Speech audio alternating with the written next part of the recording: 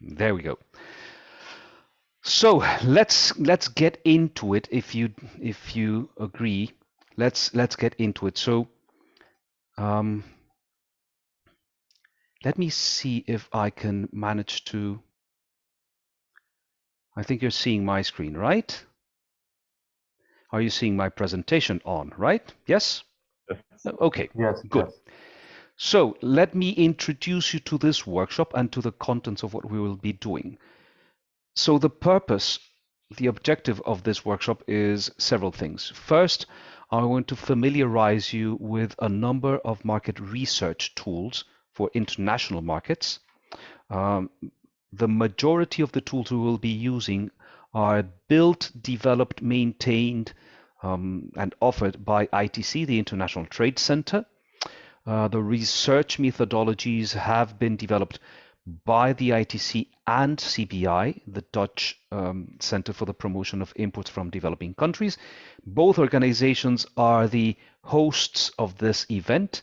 I am being hired, contracted by both. So these two organizations give you the warmest of welcomes to this event. The second objective is for you to virtually walk out of this event with a capacity to produce a report that will be very useful for either exporters, as the case of the companies, or for your own clients, in the case of Aspromo and the small business organization. It will also help you to understand better the current trade environment and what is happening, so you can support, when in your role of advising companies, you can support them at making better decisions. And finally, to export markets, to identify high potential export markets and understand how to access them. Okay, so those are the objectives. They're based on a fairly simple methodology that has three major steps. The first step is defining the where to play, defining what is the target market. And so what is the lay of the land in terms of markets? How is the global market working, performing? What are the big exporters, big importers? Where is the demand? Where is the supply? And based on that, to understand where you can identify opportunities. And based on a number of processes we'll see, to then identify how feasible is it to access the target market. Once you have identified how feasible this market access is, then comes the question of how to win. How are we going to get into this market to be successful? Okay, so there I've listed a long list of sources of information. We will be mainly using the ones I have highlighted in orange. And that the workshop will basically be around these tools. The agenda, you have seen a copy of this agenda, but the agenda is basically, we are in this introduction. Eldar has apologized because he cannot be here at this point, and I am expecting also Mrs. Afke van der Woeten from CBI to be joining us at some point, because she is also been called into other meetings, so we'll more likely than not have both of them later during the session, and I will interrupt the session so they can give you the proper official welcome to this workshop.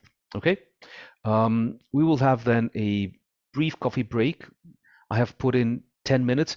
Please do not set your watches by this time. I mean, these times are basically indicative, just to say that there will be a lot of content to be scrunched into 3 hours today, and we'll also have a coffee break there. So there is a lot to cover, and I would like to invite you to be very focused and attentive, because it will be helpful. The other thing that you should want to know is that there will be practical work. There will be opportunity and, in fact, the need for you to prepare your own market analysis. So I have given you between half an hour and 1 hour for this and along the 3 days.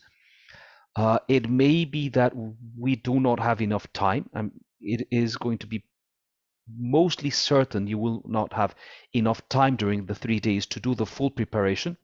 So I would encourage you to work in teams, work in groups, probably by organization. Those of you in companies, maybe you want to exchange in the chat box your email addresses so you can exchange information and work together.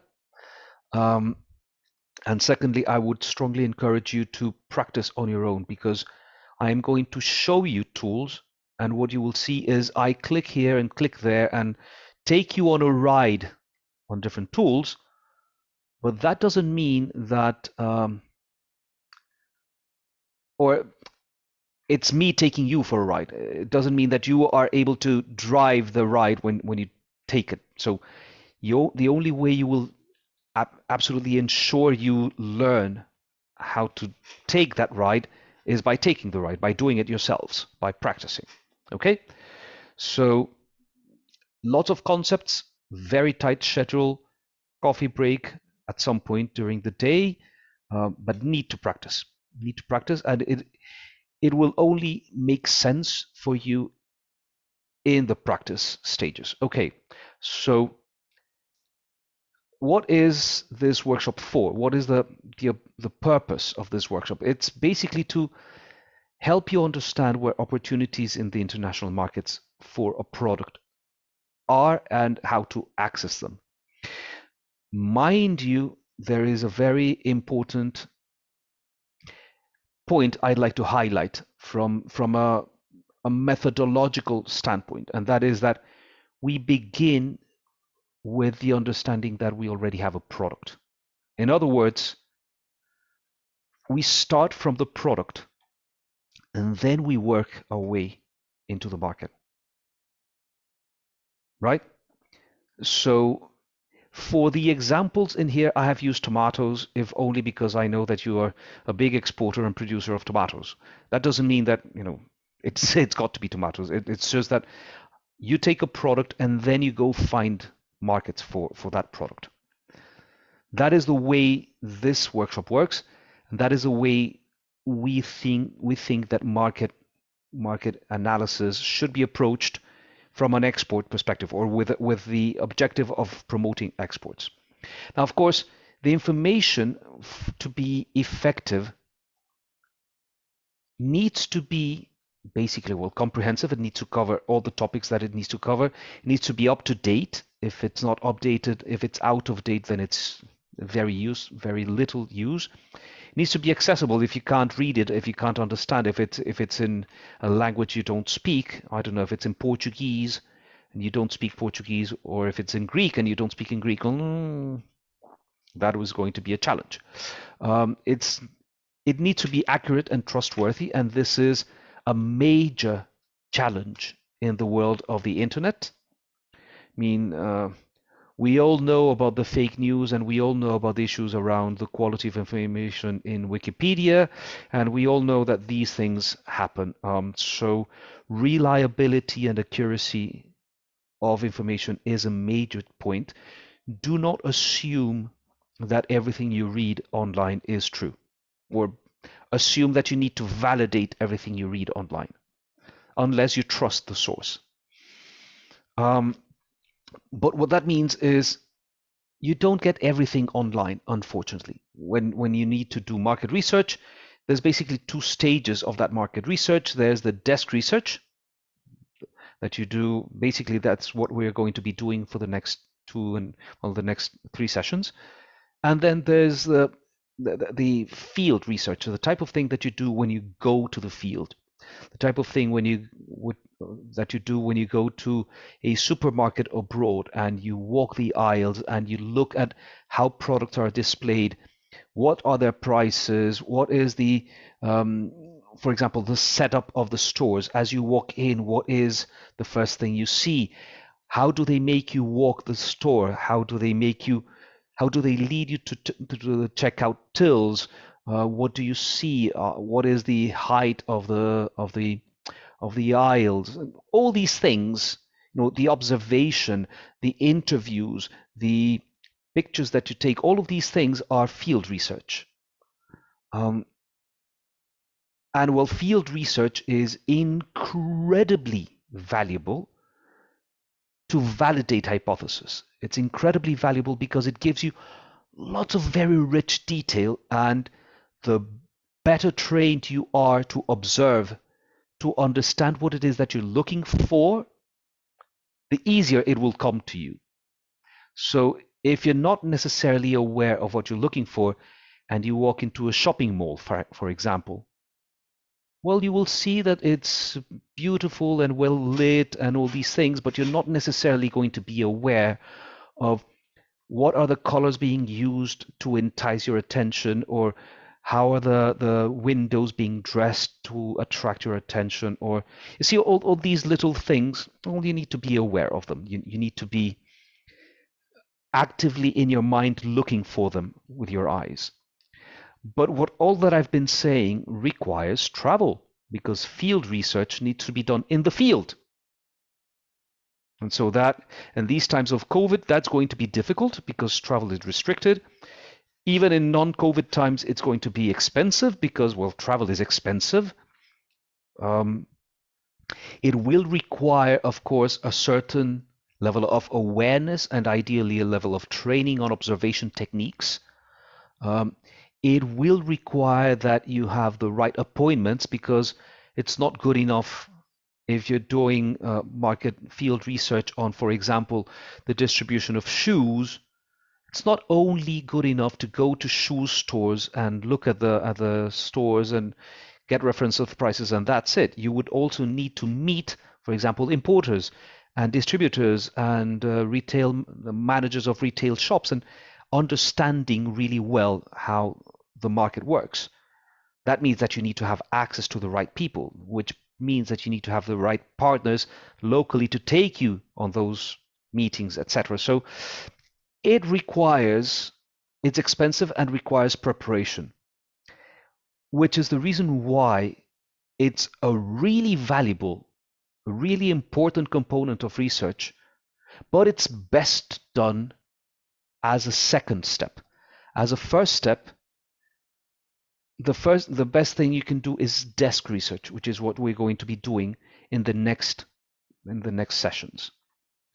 As I'm saying here, because it's costlier to go to the field and do the field research, it's best to start doing desk research, understand the where to play, how to win, determine like strategic recommendations on how are we going to enter this market, what should be our pricing strategy, what should be our advertising and promotional strategy, who are the prospective clients or buyers that we're going to target, all these things, and then do field research to validate all these hypotheses, to stimulate your ideas on potentially more interesting promotional activities. So perhaps instead of just putting ads and signs, you do something like the week of Azerbaijan in the supermarkets in Bern here in Switzerland.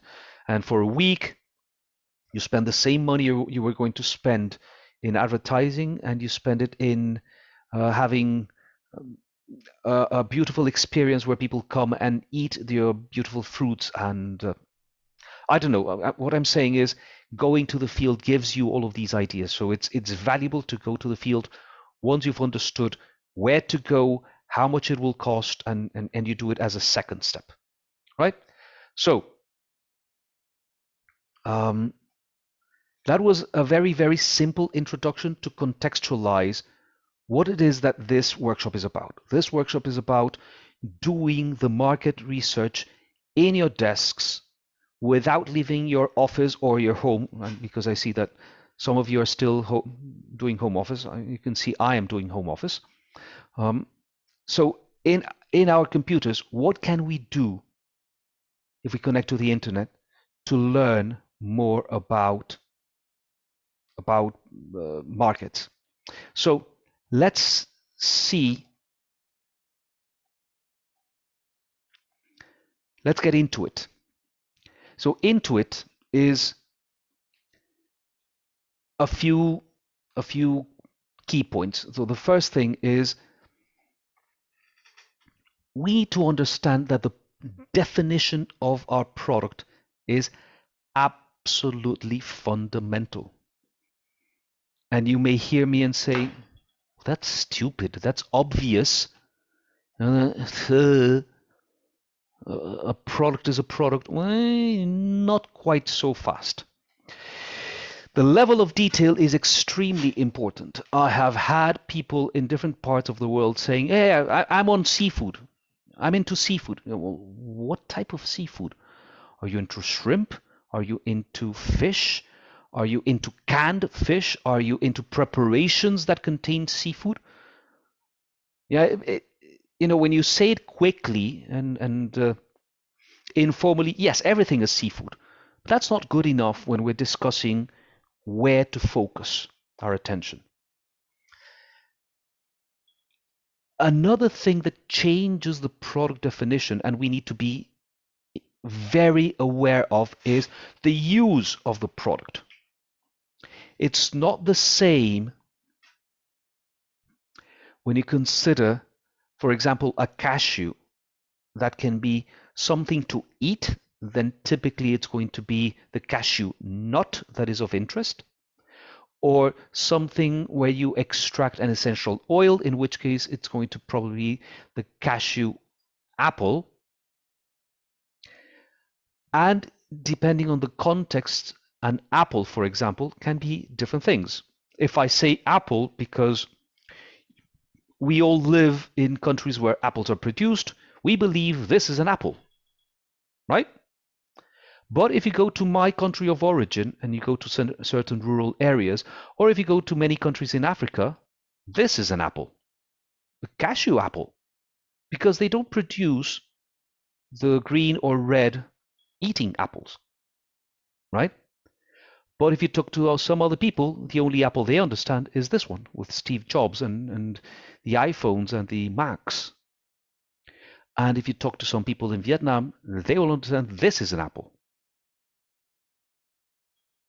So the key point I'm trying to make is, do not assume that when you say honey, eggs, shoes, any product, that word is sufficiently clear in terms of the definition of product.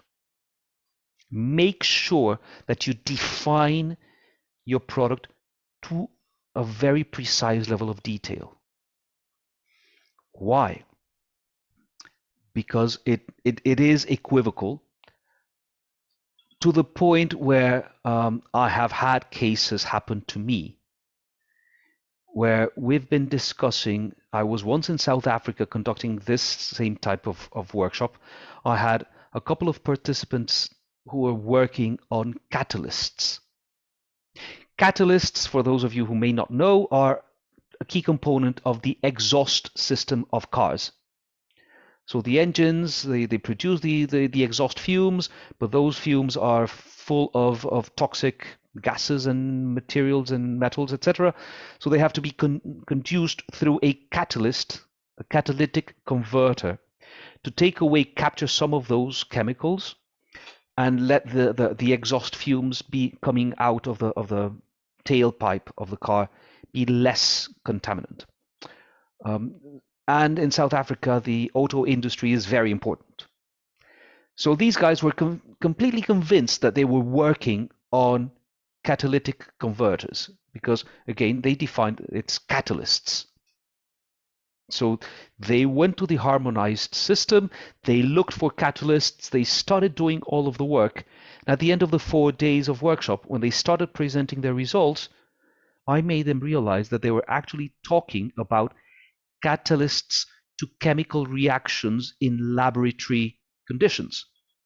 So while they were thinking of automotive components, they were actually looking at salts and chemical inputs into lab reaction processes. completely different products, completely different markets. They have nothing to do one and the other with each other, yet these are professionals working on trade and product promotion. So what I'm trying to say is this can happen to the best of us. Make sure that you define very clearly what your product is. Of course, all of you understand what an HS code is. Just to recap and make sure that we're all on the same page, the HS stands for the harmonized system. It's a mechanism, or it's a tool that was developed a number of years ago to identify products using digits, using numbers. So there is a component of it up to 6 digits which identifies the harmonized system. Basically, every country, a few exceptions, but every country in the world has the same description for a 6-digit product. Like in my example, 100111 is durum wheat seed for sowing. That's it. It's not the type you're going to use for eating. It's not the plant. It's that product, and that's it. There's no argument. The advantage of the HS system is it is harmonized. So it allows us to compare pairs with pairs and not pairs with apples or with cars. Right? So it is univocal and very useful in that we have one shared definition of product. Then beyond that, there is the National Tariff Line Code. National Tariff Line Code is what happens when you take your HS6, so the 6 digits of your HS code, and you start adding digits. So you go to 6 to 8, to 9, to 10, 11, 12. And why do you do that? Well, you do that because you want to have more specific, more precision, more precise definitions of the product. Why? For a number of reasons. Let's see the number of reasons. For example, if we are interested in mangoes, I'm a huge mango fan. I believe it's the king and queen of fruits. So if I'm looking for mangoes, at the 2-digit level, at the chapter 2-digit level, I can find it in edible fruit because it's a fruit and you eat it, so it's edible. Then I have to go to at the 4-digit level, I have to go to subchapter 04. So it's 0804, and there I can find mangoes right here. Sorry, right there. And if I go to the 6-digit level, I find that mangoes, because they're tropical fruits, are bunched into a same category as guavas and mangosteens. Remember I told you I'm Colombian. I come from the tropics. To me, guavas and mangoes are not the same. They don't look anything alike. They don't taste anything alike. They're completely different. And mangosteens, even worse.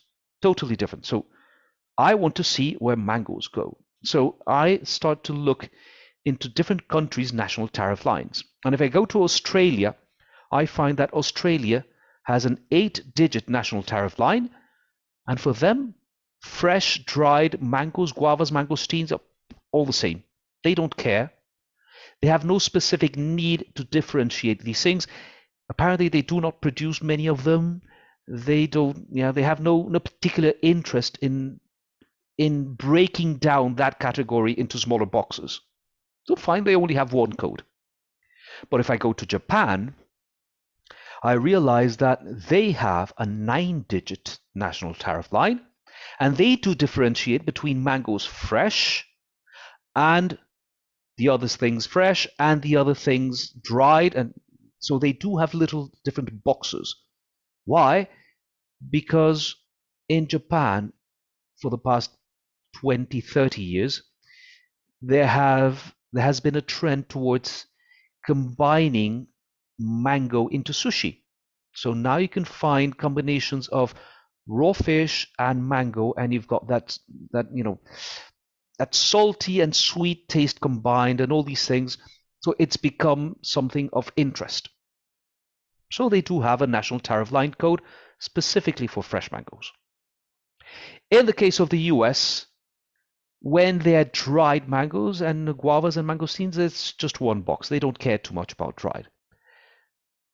And they have a 10-digit national tariff line system. But when it comes to fresh mangoes, they do have a difference. Can you see what the difference is? Can you explain to me why that difference exists?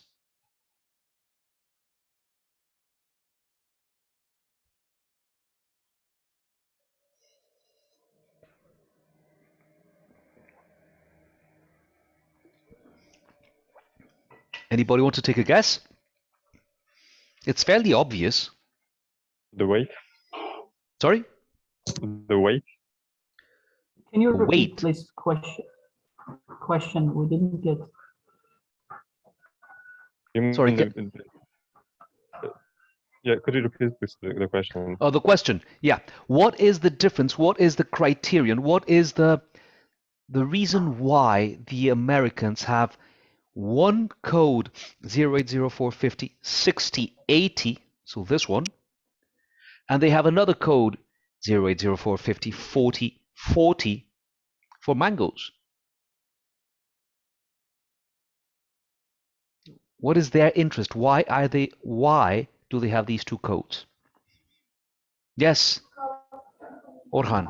Maybe, thank you very much. Maybe there are on 80s, how to say, a line, it's written dried, but 40s line, it's written fresh products. Maybe the difference is like this.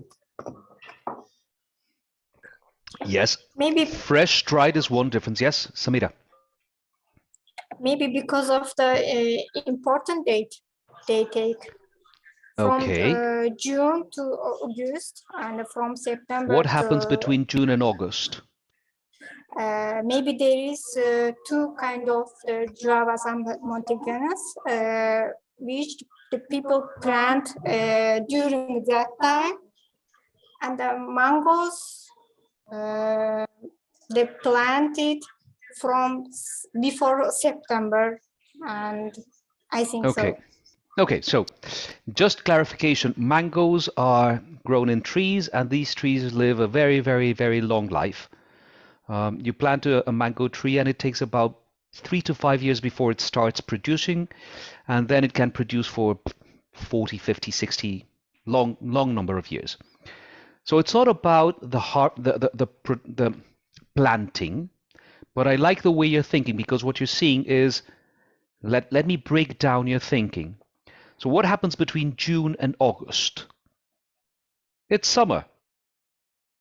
The US is a northern hemisphere country, like you guys are, like we are here in Switzerland. So it's summer. It's warm. What do mangoes need to grow and ripen? They need the sunlight, and they need warmth and humidity. So it's only during the summer months that they actually produce mangoes in Hawaii, in Southern California, Florida, and the south of the US. They do have enough warmth and humidity to produce mangoes. So these are harvested during the summer months. So when their production comes into the market, they want to be able to put in some type of restriction to isolate their domestic producers from the influx of mangoes from abroad. That is why their codes are differentiated by season. It's a seasonality, right? We don't know yet whether there is a differentiated tariff. We don't know because we are not looking at tariffs yet. We're only looking at codes. But if you don't have a code, you cannot differentiate if the mango is landing on July 20th or September 20th or April 20th. Therefore, you cannot levy a tariff on mangoes in the season, right? So the key point in this understanding of national tariff lines is they already start giving you information. Just identifying the national tariff line code gives you indications of what is relevant, what is important for the target country, right? Therefore, you may be interested in understanding that these codes may also and will probably be linked to tariffs, to differentiated tariffs. Some tariffs will be higher, some tariffs will be lower. We'll discuss that probably tomorrow. Okay, so important to bear in mind the differences between national tariff lines and HS codes. But even then, even if I'm looking at fresh mangoes, well, maybe you're not a mango expert, so you have no reason to know that there are many, many, many hundreds of varieties of mangoes. The one that is most widespread is the Kent variety, which tends to be rather large. It's green, but then it ripens into all types of purples, into yellows, into orange at the end. But there are many other varieties. In Colombia, we have something, a mango that size, really, really, really small, called sugar mango. And that is a mango that you take from the plant and you squeeze in your hands. If it's really ripe, you squeeze it in your hands and then you just pierce the peel a little bit with your teeth, and then it's only juice that comes out, and it's the sweetest, most fragrant, delicious juice ever. Once the juice is out, there's no more mango. It's just the pit and a few little hairs, and that's it. It's a delicious mango, but it's a different one from Kent. And like that, there are hundreds of varieties. How do I know which one is which? Unfortunately, from the HS codes or the national tariff lines, no way of knowing. But again, when we're thinking of the product, we as consumers and consumers in general do not buy generic products. In other words, if we're describing a shirt, we just don't buy shirts, right? None of us in this room buy just any old generic shirt, because any generic shirt has a price range that goes from $1 a pair or lower to thousands and thousands of US dollars per shirt, right? If it's a Prada or a Hugo Boss custom fitted something, that's going to go for a few thousand. But if it's one of the Chinese knockoffs, that's going to go for a couple of dollars. And there's an incredible number of varieties in between. What makes that difference? How are products differentiated? Well, there's a basic definition of a product, which is the one that we have described just now. A shirt is a piece of apparel typically worn by men, although can also be worn by women. It tends to be called a blouse or something else. That has a collar, typically long sleeves, but not exclusively, and is a shirt because it has an opening, typically down the center. And the difference between a shirt and a t-shirt is a t-shirt does not tend to have buttons or an opening, right? So that is a very basic definition of a shirt. But we do not buy that shirt. We buy specific shirts. I like these colors. I like spread colors. I do not like closed colors. It's my preference, but I also travel, well, before COVID, I used to travel quite a bit. I was conducting these workshops in many countries, so typically I would be traveling 20 weeks a year. If I travel 20 weeks out of 52 a year, that means I'm pretty much a hell of a lot of the time living out of a suitcase. That means that my shirts need to be the type that I take out of the suitcase wrinkled and not looking very fresh. I hang them out, and overnight they have stretched and they look decent. Right? That means that there are materials, there's finishing, there's style, there's a number of characteristics. All of these things tend to be represented into a brand name or into brand names or into different styles, right? Styles within brands. All of that is what we define as the tangible product. And it's tangible, well, because it's very easy. We can touch it, right? I can see that the color is spread. I can feel the fabric. It's tangible. But beyond this level of product definition, there's another level or another layer of product definition, which is incredibly important and increasingly important nowadays, which is, for example, all the stuff that Marina and who was it, Pasha or Orhan, those of you who work with food and agricultural products, you will know that if we're discussing organic products, then we're talking about a totally different market definition, because we're talking about different prices, possibly even different distribution channels. Changes everything. But hey, the apple is still the apple, right? The pears are still the pears. They may taste slightly different, but they are still pears. So the tangible attributes, characteristics of the apple do not substantially change because they are organic. If you talk about cotton, about shirts, it's even less. Organic cotton doesn't smell different, doesn't look different, doesn't feel different, doesn't dry quicker, does absolutely nothing to be different from regular cotton, conventional cotton. Yet, if I am buying organic cotton shirts, I'm going to be paying about 15 to 20% extra. And the same thing can go for warranties. There's I'm trying to think of a good example, but there's lots of products, particularly around cars, where Kia has made a really important entry into the global market, because they were the first guys that offered 5 years guarantee on their cars as opposed to 3 years. Right? Extended the guarantee 2 years, made a difference. So Kia differentiated through guarantee. Or it can be additional services. So, for example, the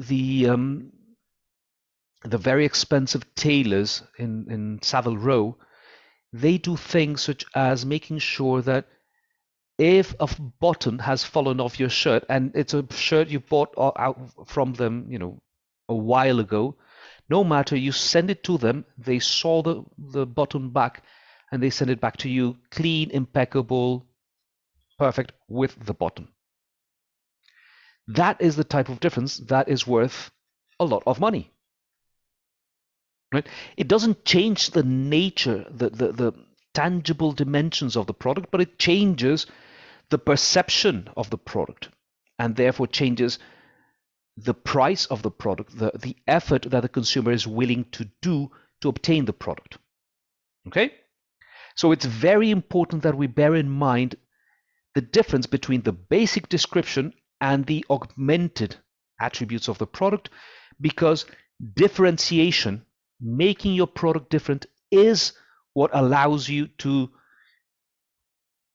be different in a market, and that allows you to, on occasion, be sold or be bought instead of your competitor. If you want to stand out, you have to work on differentiation, and its differentiation is built on the tangible and the augmented product. Okay? Much of what we will be discussing in the next 2.5 sessions is statistical data, trade data, HS codes. They're all describing the basic product. But competition in the markets and consumer habits, they all relate to tangible and increasingly to augmented product characteristics. So while all the rules and regulations and official documents and everything formal is discussing basic products, in fact, in markets, we need to be, when we talk about consumers and distribution channels, etc., we need to be substantially more sophisticated, which is the difference between doing effective, efficient desk research and then going to markets. We'll see that in a minute. Okay, this is just a clarification. So where do we find this information about potential for exports? Well, there is one tool. The first ITC tool that I want to introduce you to is called, simply enough, Export Potential Map. Why? Because it provides this type of output. This is the output for the Azerbaijan total exports landscape to the world. So from exporter Azerbaijan to the world, these are the products that are exported. The bigger boxes, bigger exports, smaller boxes, smaller exports. But then within each box, you see that there is an area that is darker and there is an area that is lighter. The area that is darker represents the current exports. The area that is lighter represents the potential exports. And therefore, the difference is, well, how much could you expand the exports of that product to the world? The methodology, for those of you who are interested in understanding how this potential is calculated, I'm leaving you with the link to go there if you want to join, if you want to go and take a look at the methodology. Please go ahead, by all means. I'm sharing with you the presentations, so you will have all of this. Mind, all of this is very sophisticated calculation, but it's still calculation, right? It's still calculation based on statistics. And remember that if Marina and I are in a room and there are 20 cows and they are my cows, on average, both of us have 10. But actually, I have the 20 and she has none. So statistics and averages and all these things need to be believed for what they can show us, but they are not God-given truth and, precise, specific definitions. Always, statistics are indications. So use them, analyze them, and extract hypotheses from them that you then will validate with further research. If there is one message I want to leave with you through these 3 days, is do not believe anything at face value. Always use any bit of information as a source for a hypothesis that you then validate. Go and check everything. Okay? So what else can be done with export potential map? Well, if we start looking at tomatoes, remember I told you I'm going to be using tomatoes. It shows us really interesting things. It shows us that the biggest potential is actually in the current largest market, the Russian Federation. And it ranks very highly: Ukraine, Belarus, Georgia, Kazakhstan. And it's not because necessarily these are the markets that buy the most tomatoes in the world. These are not the largest importers of tomatoes in the world, because they are not. The largest importer of tomatoes in the world is the US. It's nowhere to be found in your list, or they're very far down. Why?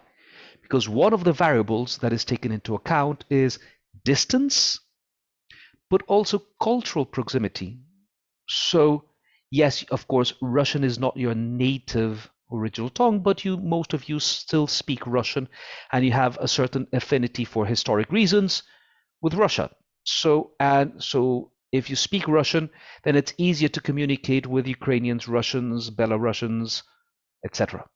Which means that the potential for expansion into these markets is larger than for the expansion into Greece. Right? That's why you see that the potential is not only driven by the size of the market, but by other variables. This is another key message. Potential for market is not driven only by market size, but by a number of variables. And this is another way of presenting the same information. It's showing you that the potential lies in geography too. So if I show you this graph, how much does it coincide with your intuition about the prospective market for tomatoes, for Azeri tomatoes? Does it match pretty well, or is it very far detached?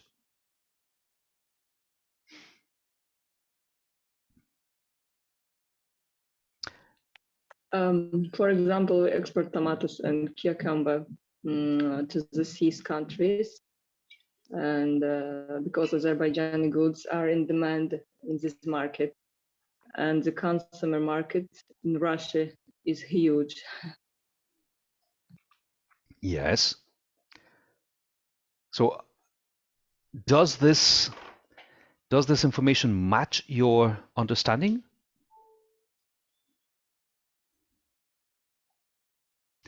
In other words, does it make sense to you that even if the size of the market is not as important, actually Russia is the largest potential for Azerbaijan? I mean, Germany is by definition a much larger market than Russia, if only because the German economy is much bigger, right? Germany is far along from Azerbaijan, and it's not it's expensive, the logistic. Exactly. That's why. So distance matters, culture matters. Price matters. Price matters as well, yes, but I'm not sure that there is not a market for Azeri tomatoes in Germany. I don't think that price is the key determinant for reduced market access for tomatoes in Germany. Anyway, There's also, sorry, yes, okay, Vazat. go ahead. No, I just want to say there's also regulations in European Union for the products for consumer products for food, basically. Okay. Yes, good point. That is something that we'll be discussing tomorrow. Requirements, standards, all these things. Yeah. Let's get to that point tomorrow. For the time being, let's look at how do you understand, how do you identify all of this information? Question, do you want to take a coffee break now? Or should we take the coffee break after I show you the tool I'm going to show you, trade map? Actually, I think it doesn't matter. We can have a break now or later. As you wish. Tell you what, I think this is the perfect moment to have a short, really short break, because Afke van der Voorde has joined us. So I'll let her have the floor for the proper official introduction and welcome, and then we'll move on to the tool. Is that okay with you guys? So Afke, the floor is yours. Hello, good afternoon, I have to say. It's still morning here, well, not even, but you are in the afternoon. Nice to see you all. Good to see a nice group there. And hello, Miguel. Thanks for having me. I hope you have kicked off already. So how long are you already in the session, Miguel? 1 hour? Yes, about 1 hour. Okay. And you are already working with, or did you just do the introduction only? Oh no! We are very much in the midst of things, in the swing of things. All right. Okay, great. That's good to hear. Well, I have a short presentation. Shall I share my screen just to introduce CBI a little bit, and then I have some things to share about the project. Will just take a few minutes. So let me see how I can share my screen. Just click on the green share button. That's it. Yep. Yeah, I think you see my presentation now, and I only have to put it in presenter mode. Yes. Yes. All right. So yes, I am Afke van der Woude, program manager at CBI, and we Sorry, are we're partner of ITC. still seeing your editing Oh, mode. so my smaller screen. Okay, maybe let me try again. Stop share. Because I think I have to do it differently then. Yeah. So you're seeing my screen again? We are seeing that now we're seeing your presentation. All right, great. So yeah, I am Afke van der Woude, working with CBI, the Center for Promotion of Imports from Developing Countries, and we are based in the Netherlands. And we are a partner of ITC in the Ready to Trade project, and I'm a program manager. So just to introduce CBI shortly, we are an agency of the Ministry of Foreign Affairs in the Netherlands. We exist already for 50 years. And we support the transition towards inclusive and sustainable economies. In the past, we were really only focused on export and economic development. Nowadays, we're focusing more on sustainability, inclusiveness, and also things like corporate social responsibility practices. But we always work with SMEs in developing countries and upcoming markets. We work in several sectors. Now, I'm curious maybe to hear later on as well from your side which sectors are present in this group. But as you can see, we have a wide range of expertise, ranging from fresh fruit and vegetables to apparel and outsourcing and tourism and sectors in between. So a lot of sectors where we have programs in. We work in a number of countries, and sorry, that one too fast. Our target countries are on this list. As you can see, or as you may notice, no Eastern European countries on there anymore. We are still working in several countries in Eastern Europe and Central Asia, but even that's only mainly in Moldova, a little bit in Belarus, a little bit in Ukraine. But these are the countries that we will focus on for the future. So it's not too, I won't go into too many details here. We work with exporters, with business support organizations, with policymakers and importers. And sorry, my presentation is going too fast. We have several methods that we work with, and I think we're very comparable to ITC, though our approach is maybe slightly different sometimes. We work with companies that we coach. We train companies and BSOs. We work with in the export enabling environment, so with also policymakers and governments and institutions. And we work on market entry activities like trade fairs or business-to-business meetings. And we have a market intelligence department. And I think Miguel may have also already shown you a little bit of this, or maybe that will come later, where we have market information on our website. Which offers several studies on different sectors. So all the sectors that I showed you already on the European market trends, the European market demand, buyer requirements, but also several tips for finding buyers, for organizing your exports, for going digital, and on topics like also the Green Deal, for instance, that's coming up, or certifications that are important in exports. But I'm sure this will also be part of the training because you will be focusing on market intelligence services as well. But please do take the time to browse our website, I would say. I'm skipping one again. I think it's my laptop. But so in the Ready to Trade project, I didn't go into that yet, but we are active mainly in Moldova and Belarus. We are a collaborating partner of ITC, and the project, as you know, is funded by the EU. ITC is the main implementer, and we are responsible mainly for the part in Moldova and Belarus, where we work in the apparel value chain, so in the fashion industry. We supported 34 SMEs there in entering the European market. But we also did several activities in the other countries in the project. So we did a training on costing and pricing in Armenia and in Georgia, several consultancy and training assignments in Ukraine, and also trade fair participation in Anuga with the Ukrainian companies. So that's really in a nutshell who we are.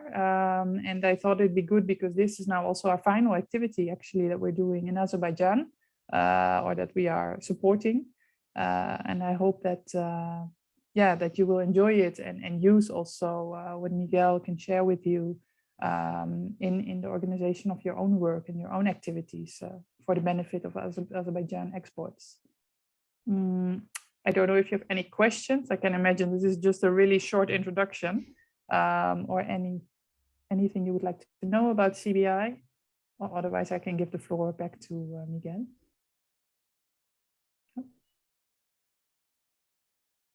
Well, if there are no more questions, then Eldar would like to also come in and give everyone a welcome. So Eldar, the floor is yours. Thank you very much, Miguel. So just a few words, probably all Azerbaijan, all our participants, they already know about ITC and they know about ready-to-trade project. Just in a few words, sorry. ITC, International Trade Center, implementing a ready-to-trade project in Azerbaijan, which is called Ready to Trade. The project is financed by European Union. The goal of the project is to help small and medium enterprises from agriculture sector and from handicraft sectors to export to European Union. Why these two sectors? Because in the beginning of the project, we conducted a survey and we decided that companies from SMEs from agriculture sector and handicraft sectors have probably kind of competitive advantage, may have at least competitive advantage in European Union countries. So the goal of the project started in 2018 and will finish in December this year. So this is actually our last event, our last training. We conducted this training, I think it was before pandemic. It was in December 2019. Correct me if I'm wrong, Miguel. I think it was October, but yeah, it was getting cold. End of December, end of 2019. Yeah, it was very interesting training, very interactive, and all our participants actually after the training came to me and was very grateful for conducting this training. So they said that it was very interactive, very helpful, very practical. So they can, not just during usual trainings, when you hear something about best practice, etc., and you can implement, but you cannot probably immediately see the results, the profit from that knowledge. But after this training, I hope that both representatives of BSOs, representatives of SMEs will learn something that will help them. For example, for BSOs, it will help to identify good markets for Azerbaijani products, actually everywhere, not only in European Union. And for SMEs, it will help also to identify good markets for their products. So that's in a few words. I think all our participants have my contact details. So if you want to learn something about our project, about ITC, you can contact me directly. So let's go on with our training. Okay, thank you so much, Eldar. So would you prefer that I move on to the presentation of TradeMap, or would you want to take a 5-minute short break? I do as you wish. Yeah, I think we have online training. So I think when some of us want to have some coffee or tea, he can get a cup of coffee or tea without leaving the training. So I would prefer to continue if other participants don't mind. Okay. If no one opposes, then let me get on with it. So I am starting to share my screen, and what you are seeing is just my browser, and you will see that I am in the trademap.org website. Trademap is probably the largest trade flow database in the world. And I say probably just to make sure that I don't say something absolute and get caught out, but I am convinced that it is by far the largest. And on top of the database, there is this very practical thing, this very practical management tool. So it's really useful to examine, to analyze trade flow data. You will see that my name is there only because you can consult information to a certain level without registering, but you can register for free and have full access to the platform. So registration is free. It's very simple. You only need an email address and access to the internet. So now let's get into the work. Now let's get into understanding how to do market analysis. So remember I told you the first step, the stepping stone, the initial point is we need to have a product. So I'll just continue with tomatoes, and you will notice that in fact, let's make it easier. I don't know what the HS code for tomatoes is. So I will go into advanced search, and I can either search by keywords, so I can type tomato, search, and get the content at 2, 4, 6-digit level or at national tariff line level. Or I can search by hierarchy, which means I have the entire HS code, and I can break down the 2, the 4, and the 6-digit level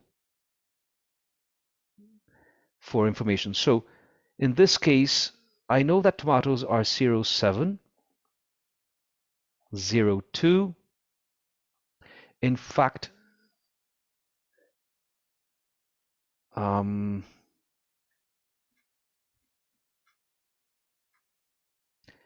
I want to see the 6-digit level. If you will excuse me, I have to get the door. Just 1 second, please.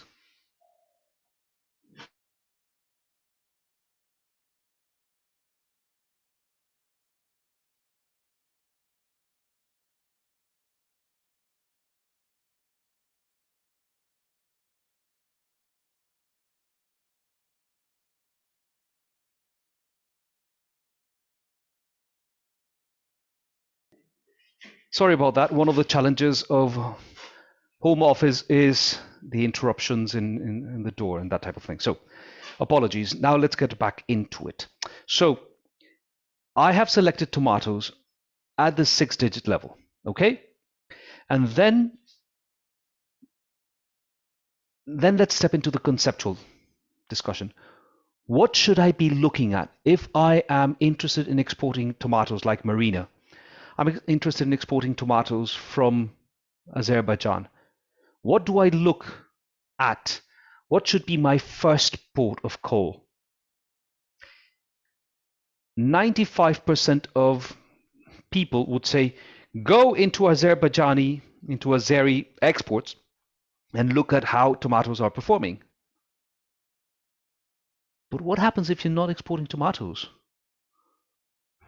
What happens if you don't know whether you're exporting tomatoes?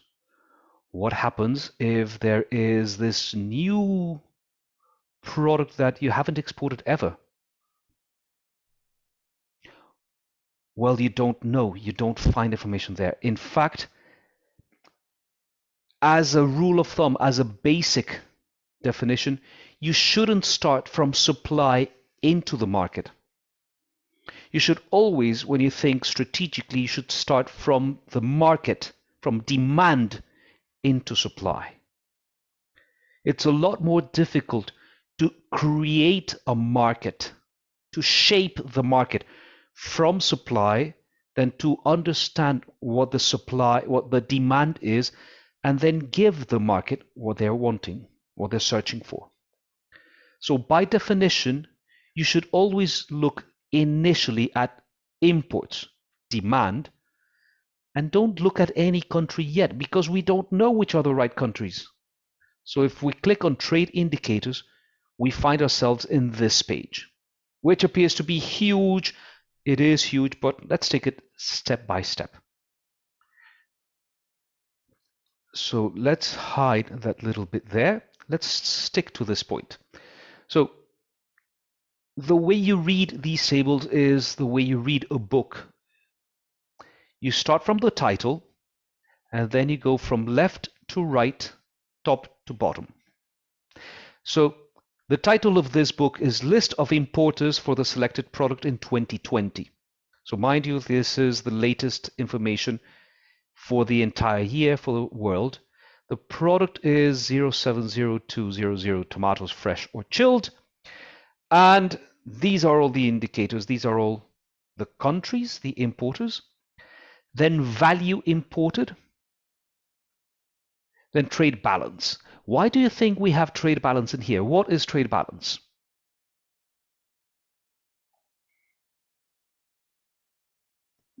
It's the difference between export and import value of the Yes. country. And why do we have it here? Why is it important? Why is it relevant? Because if it's minus, it means they they import more than, if I'm not mistaken, than they export. Yes. Or if it's plus, it means they export more this product than they import. Yes, exactly. And in this case, with this table, we're seeing the trade balance for this product, not for the entire universe of product, for this product, right? So why is this important? Because it tells us that, for example, the US is a very big importer of tomatoes. Yes, they do export some, but just some, not, you see the number. They import $2.9 billion, by the way, because these are thousands, right? So if you have a million here, it's billion, right? They import almost $3 billion worth of tomatoes, and their trade balance is 2.6 billion. So yeah, they export about 300 million, which is a lot of money. But given the size of their imports, you know that they are net importers, and quite by a long margin. On the other hand, if you look at the Netherlands, it's not the case. Yes, they import $335 million worth of tomatoes, but they export 1.6 billion. So they're a net exporter. And the same is true for Canada and for Spain and for Belgium. So when you see these numbers, you understand that if you're trying to target these countries that are net exporters of tomatoes, your tomatoes are probably not going to stay in the market. They're probably not going to be consumed in that country. They're probably going to be re-exported somewhere else. By the way, that is the case in the Netherlands and Belgium, because for regulation purposes, since the EU is a common market for in terms of trade, the EU is just one block, one country, then imports into the EU get registered in the first port of entry. The majority of imports into the EU come in via Rotterdam or Antwerp. Antwerp in Belgium, Rotterdam in the Netherlands. That's why the Netherlands and Belgium are the largest importers of most products into the EU. And of course, they are re-exporters because within the EU, those products get sent to Germany, to France, to Spain, to Italy, wherever. Okay, so the case of Netherlands and Belgium are always quite special, and we need to be aware of their importance as re-exporters to not make up, bogus ideas about their importance. So, trade balance. It's important to understand whether it's a net importer or a net exporter. Then we've got quantity and the unit of quantities. The majority of data within TradeMap is in tons. A few cases will not have tons because the original unit is not tons. So for example, when discussing gloves, the commercial unit is pairs. And the same thing for shoes. The commercial unit is pairs. You don't buy a kilo of shoes. You don't buy a kilo of gloves, right? You buy a pair of gloves. But when it comes to trade data and comparison purpose, ITC does a really substantive effort in trying to have everything based on kilos so that we can compare, we as analysts and lookers of information, consumers of information, can compare different things. Then comes an indicator that is really interesting but needs to be used carefully. That is the unit value. Do you know what unit value is?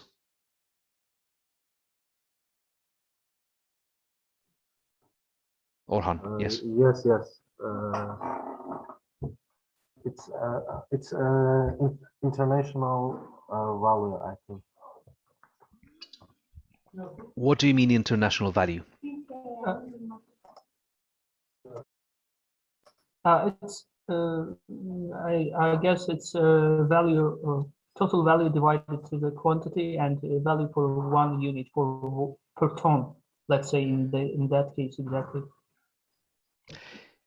Actually, it is a very, very, very simple calculation. It's taking this number of value and dividing it by this number of quantity.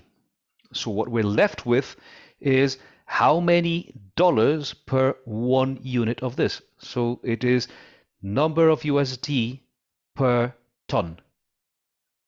Mind you, this is not price. This is not the average price. It's not.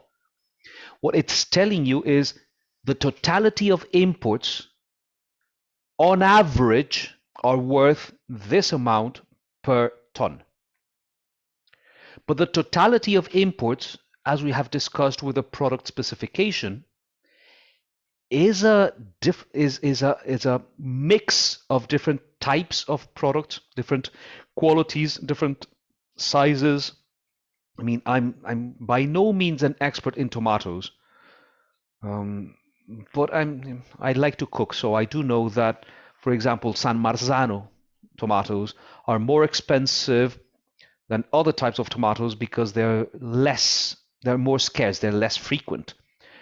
So in fact, I do struggle to find San Marzano tomatoes, and I love them because they go beautifully with pasta. They become juicy and really nice. Anyway, we don't know if these are mostly San Marzano or mostly cherry tomatoes or mostly what type of tomato. We don't know whether they're yellow, red, green. They're tomatoes.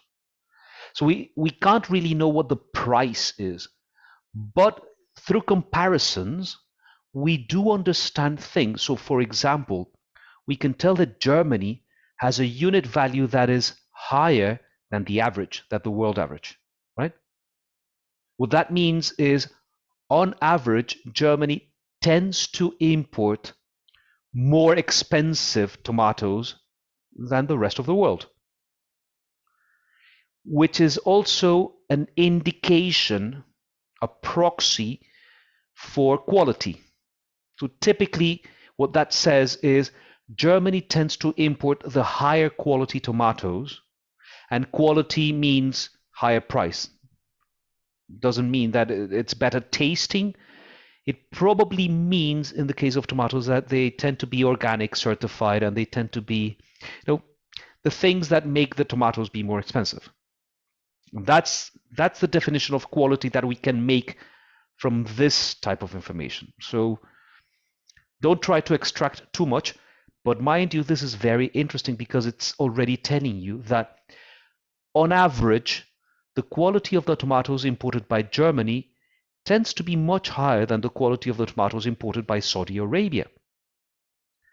Because the unit value in Saudi Arabia is very low, it's 417 per ton, whereas in Germany it's 2,104 per ton. So what that's saying is that portfolio, that basket of all the tomatoes tends to be skewed, biased towards the lower quality in the case of Saudi Arabia and towards the higher quality in the case of Germany. This doesn't mean that Germany doesn't buy low quality tomatoes. It just means that demand for high quality tomatoes is bigger. Is that clear? I want to be absolutely clear on the fact that this is not price. There's not even average price. This is more of an indication of skewed demand towards higher or lower quality than anything else. Okay? If at any point you have questions, please don't hesitate. Just unmute yourselves and ask, or type them into the chat if you feel shy with speaking. Okay? So then we have the column of annual growth. Annual growth in this first column is the average over the 5 previous years of growth in value. This is, for those of you who are, mathematically interested, this is a geometric average, not an arithmetic. So it's not taking the first, the last minus the first and dividing by number. No, it's not a simple calculation. It's taking into account all the years, or as much information as possible within those 5 years. In this case, it's all 5 years, which means that we have a more precise average. But still, it's an average. It's the same thing as with Marina and me when the cows. If I own 20 and we're together, on average, we both have 10. So averages need to be taken with a pinch of salt. Nevertheless, they're incredibly useful because the average growth in the world demand for tomatoes is only been 2%. So imports of tomatoes have been basically still slightly growing, but the demand for tomatoes in Poland has been growing at 13% on average every one of the past 5 years. That's a major difference. So that in itself is, should call your attention. And the same thing with Spain. And Spain is even more interesting because Spain is a very large exporter of tomatoes. We can tell from the trade balance, which is strongly positive. And those in the tomato market know that Spain is one of the major exporters of tomatoes. So the fact that their imports are growing on average 12% every one of the last 5 years tells you something. There's got to be something happening in that market. That's interesting. Let's go and look. Let's go and look at what is happening there. Whereas if we look at Belgium, we see that it's been collapsing. It's been growing negatively. So it's been shrinking at 11% a year over the past 5 years. It's quite a steep fall. Whereas there's 2 steep climbs. So there's something happening here. Is it maybe that imports are no longer coming through Belgium? I don't know. We will need to see. But this is already pointing to things that should call our attention. Then comes annual growth in quantity, so volume. Same thing over the past 5 years, geometric averages. And what this is telling us is that while value has grown 2%, quantity has grown 1%. So quantity has basically not grown, has basically stood still, whereas value has been slightly growing more. And comparatively, if we look at the entire list, more or less all countries have shown the same behavior. If they're going down, volumes tend to go down a bit less than values. So it would seem that there's something going around with prices. On average, it appears to be, from what we can see, because value is growing faster, that prices tend to be like being pushed up, like there is upward pressure on price, right? And then we take a look at Saudi Arabia and see something really interesting, because their value has been growing at 7%, fairly high compared to the global average. But then the annual growth in quantity is much faster, much bigger than the average, than the annual average. It's 11%. So their volume is growing much faster than the value. What's going on? Is it that they're buying more in bulk and therefore paying less per kilo? Are they buying lower quality tomatoes? Maybe because there's a new plant and they're going to process it? We don't know, but there's something interesting going on there. So maybe we need to bear that in mind to take a closer look. Then comes the annual growth in value in the last year. Just so we know, for example, that if the last year was 5% in the US, the growth in value over the past 5 years in the US was 5%. Last year it was 22%. So what that's telling you is probably during the past 5 years, there was a moment when it didn't really grow, probably it decreased, it dropped. And then lately in this last year, it's been picking up. So it would appear, because the annual growth is much higher than in the last year than it was in the first 5 years or the previous 5 years, that there is this acceleration of volumes, that the market is growing faster recently than it was growing 5 years ago. That is what it appears to mean. We still don't know. We're just extracting hypothesis from this. Then comes share in the world imports. So this is that number of value, divided by each country's contribution or share of that. So the US is one of the largest importers. It imports 30% of total tomatoes in the world. Then Germany, 16%. Then France, 7.4. The UK, 6.5. Russia, 5.4. The Netherlands, 3.4, etc., etc. And you see that there's this dropping share. So is this market highly concentrated or not so much? I would say it's not incredibly concentrated, because, I mean, if you take the first 5 players, so US 30, Germany 16, that's 46, and then France 7.4, that's 53, 52, then another 50, let's say 59, then you add Netherlands and you're at 64, then you add Canada and you're at 67, then you add Poland, and then you see, if you take the first 5, you're not even at 70% of total demand in the world. That means that there is a relative degree of lack of concentration. Concentration is relatively low. Okay? You will find other markets.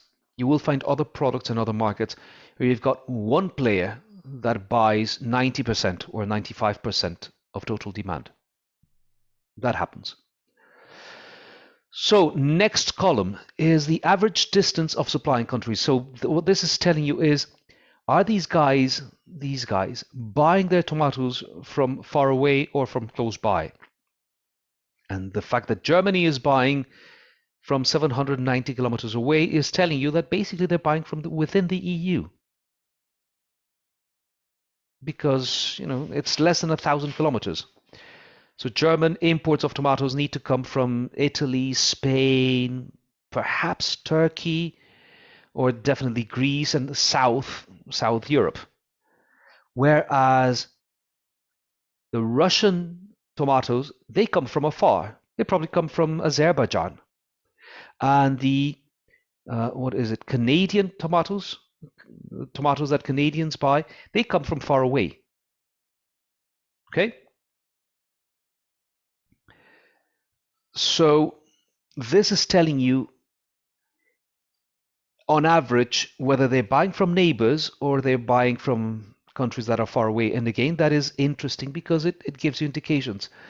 Afka, nice to have seen you. I know you've got other things to do. Thank you for being here, and I will see you soon. Thank you. Good luck, and yes, enjoy the rest of the sessions. Thank you. Thank you. Bye. Bye. So, average distance is basically that. It's telling us about geography, and we've just heard that geography matters. Yes, distance is important. But if, for example, we're talking tomatoes and we find that Russia is buying from fairly far away, we know that we do stand a chance. Whereas in Germany, that's going to be more difficult because Germany is buying mostly from very close by. And yeah, Azerbaijan and Germany, that's not next door. That's fairly far away. Right? Next column, concentration of supplying countries. By the way, if at any point you are uncertain about what any of these columns mean, you can click on the eye and normally you've got something that comes out that explains. They do have an issue with these things. Okay, so again, for those of you who are methodologically inclined and interested, this is something called the Herfindahl Index. For those of you who are not interested in the methodologies and the nitty-gritty, just say that this is an indication of how concentrated is the market. In other words, how many players are supplying the majority of the supply. In the case of the US, you can see that it's a number that is very close to 1. 1 is total concentration, that is, one supplier offering all of the supply. 0 is no supplier offering more than the other, so everyone has the same and there's lots of suppliers. And of course, the closer you go to 1, the more concentrated. The closer you go to 0, the less concentrated. So the US is buying from a fairly concentrated number of suppliers. What a surprise! The US is very close to Mexico, and Mexico is a large producer of tomatoes, and the distance is not that huge. Yeah, Mexico is the main supplier. We can hypothesize that Mexico is the main supplier of tomatoes to the US. Whereas, for example, Russia, it's not concentrated at all. Its concentration is very, very low, 0.2, which means that its tomatoes come from very many different places. Azerbaijan, certainly Turkey. Turkey is a big player. Probably they're getting some European and some from other countries in Central Asia. I mean, you're not alone at producing tomatoes. So yeah, you will find more competition if you go to Russia than more competitors, a larger number of competitors than if you go to the US, where you will find a smaller number of competitors but much stronger because they have a larger market share. Okay? So, see, out of one table, we've extracted a hell of a lot of information. I've been babbling on about all of these different variables for a long, long time, almost an hour. No, a bit less. And so this is a sense that there is a lot of richness in these numbers, and there's a lot that needs to be explored further. So when you are doing your own research, I would encourage you to not stay in this table. Take the time to read the table, to identify hypotheses. So for example, we said that the US is getting its tomatoes probably from Mexico. Let's click on the US and see what information comes out. Let's see what it really is. And for some reason, it's being very slow. Normally, it's a lot quicker. Oh, there you go. So it's changed, and now the title of this book is List of Supplying Markets for the Product Imported by the US in 2020, the product being tomatoes fresh or chilled. And then we have a little additional note saying that the US imports represent 30% of world imports. It is the largest importer in the world. The average distance is that, and the market concentration is high. How do we know the market concentration is high? Well, we look at Mexico, and Mexico supplies 85% of the US's purchases of tomatoes. Canada comes in a distant second at 13%, and then there's basically nobody else. A little bit from Guatemala, a little bit from the Dominican Republic, almost nothing from anywhere else. And hey, that we find something really interesting. In this table, we find a list of countries that has no data here, but data here, and nothing else here. What do you think this means?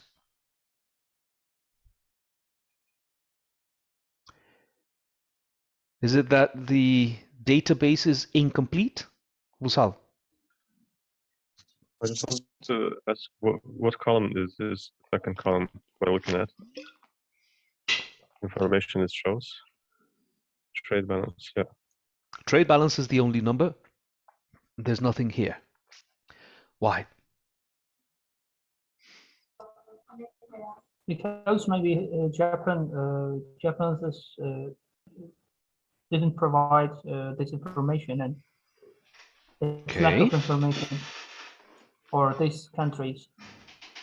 But the same thing would go for China and for Vietnam and for all these other countries. Could be, but yeah.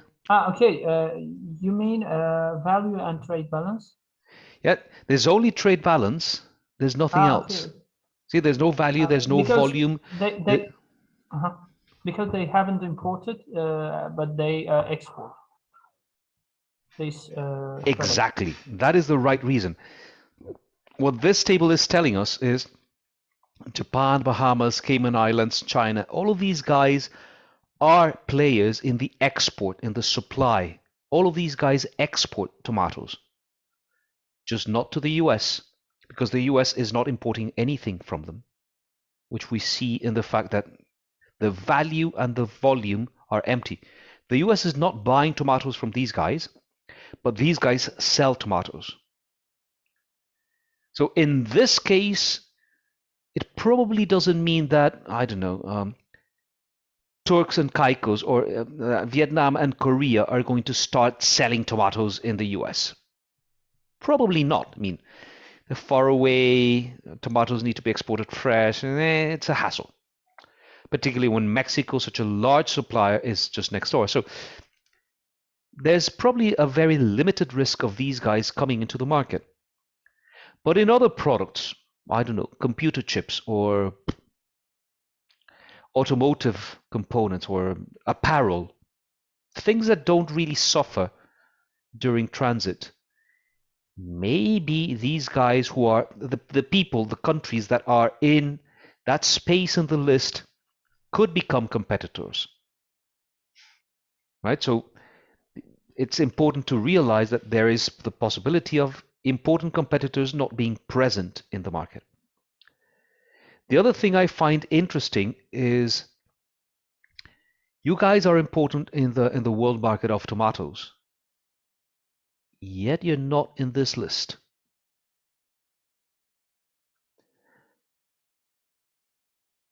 right? So compared to the market size of the largest importer of tomatoes in the world, you're not such a major player, at least compared to the US, or thinking about the US in relation to the US, right? So what this means is there is a potential for much faster growth, or at least there would appear, there is the intuition that there could be a potential for faster growth, from Azerbaijan in tomatoes in the US. That, again, these are all hypotheses. So let's go back to world imports.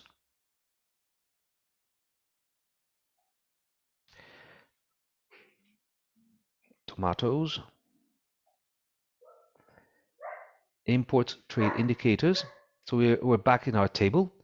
And we said that we're thinking of Russia, because Russia, Marina has told us that they have a huge market. Yes, $525 million. That's quite a sizable chunk. And their distance, the average distance is low, 0.2. And they do import from countries that are on average further away. So interesting.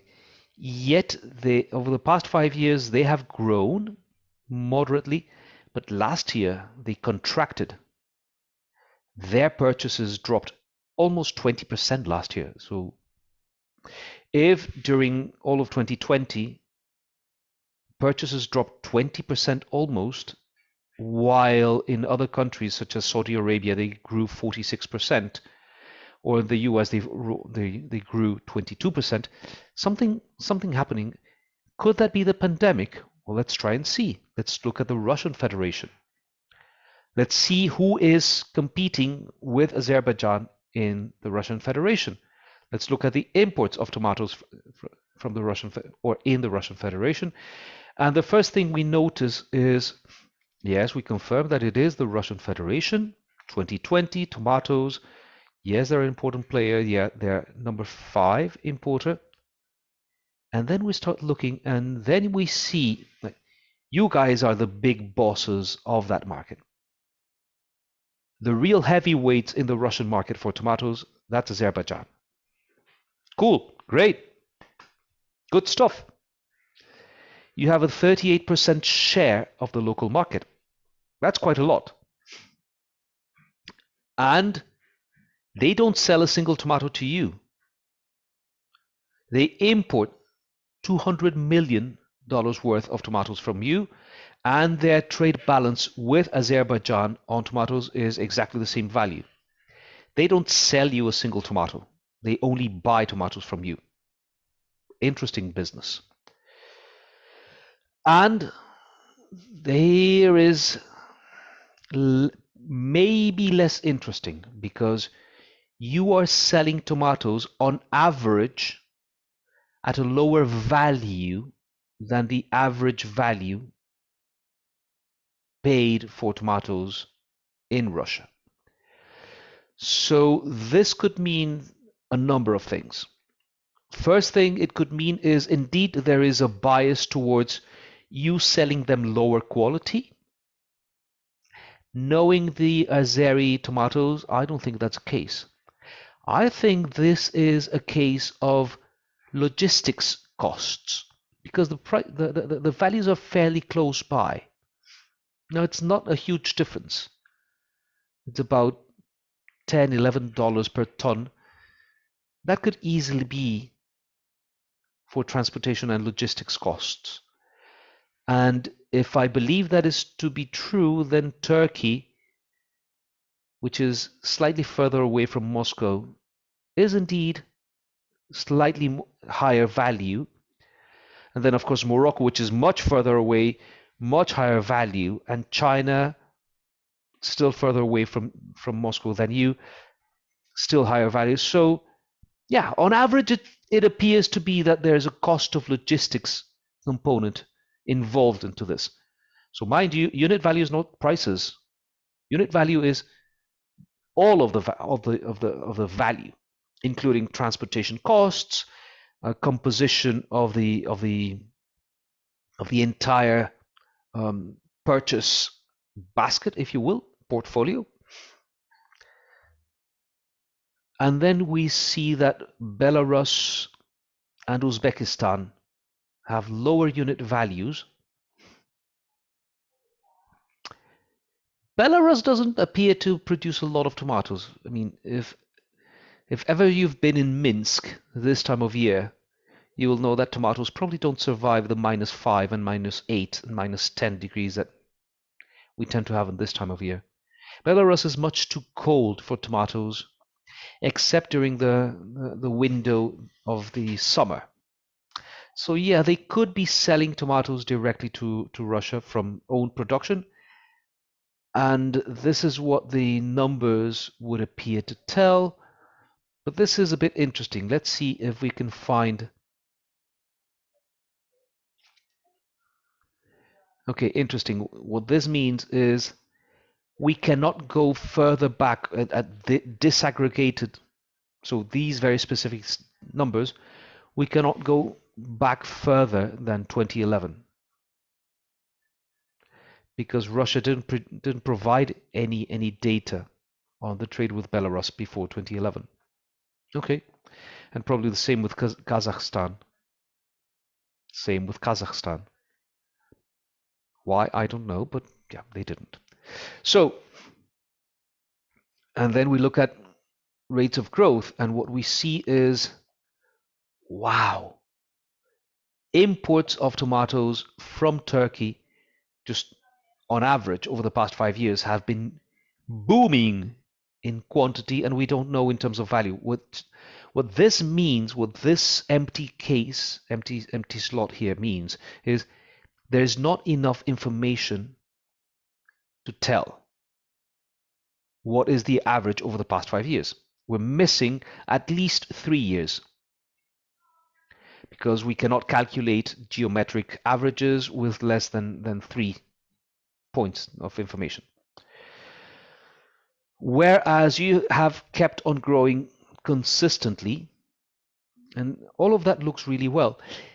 You know what? I'm curious because we've been talking about time and how you have been performing, how your exports have been performing in Russia. So let's click on Azerbaijan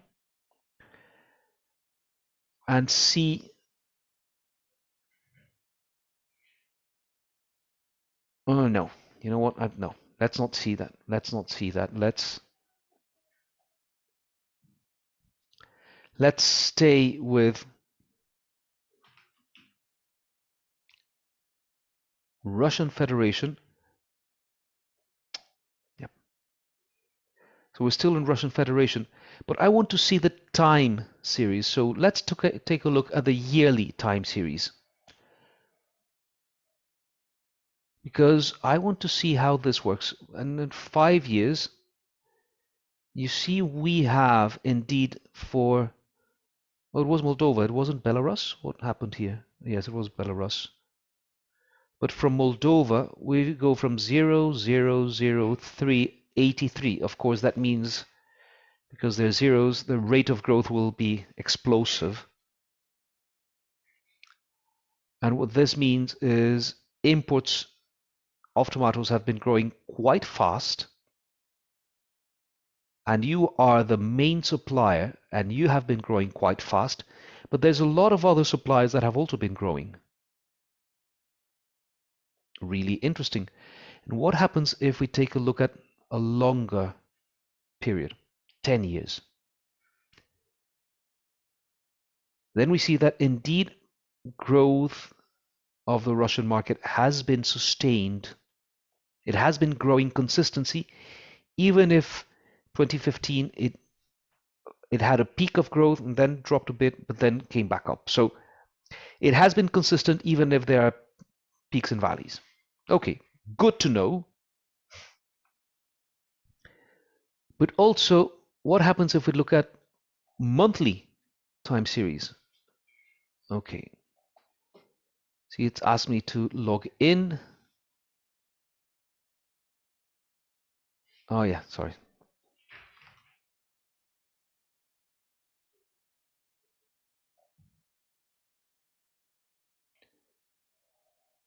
kicked me out. I don't know why. Okay. Tomatoes, Russian Federation, yearly time series, and we're going into monthly, right? So monthly, and here, of course, 10 months don't tell us a thing. 20 months, will we see anything with 20 months? Oh God, sorry. I get a headache looking at all these numbers. Let's click on graph. Ah, much clearer. And we are plotting from month 2, so February 2020 to September, month 9, 2021. That's better. Can we go further back? Let's try. January 2011. Ah, that's interesting. We see peaks here. Wow, and we see that Ukraine has very important peaks, but then very important drops. What do you think that means?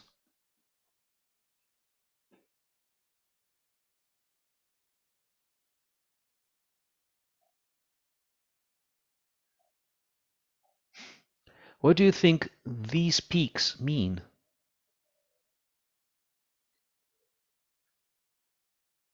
They're fairly regular. I mean, this is what? This is like month 6, June. And this is what? Month 7, July. And this is what? Month 7, July. And this is month 7 and 8, July, August. Ah, summer. Seasonality. So they're really importing fresh tomatoes. Right? And in this case, we've identified the seasonality through the data, trade flow data. So we know that seasonality is very important in tomatoes, particularly because Ukraine, apparently a really important supplier. Well, of course, Ukraine can be very cold and therefore only produces tomatoes, only can supply tomatoes during the summer months.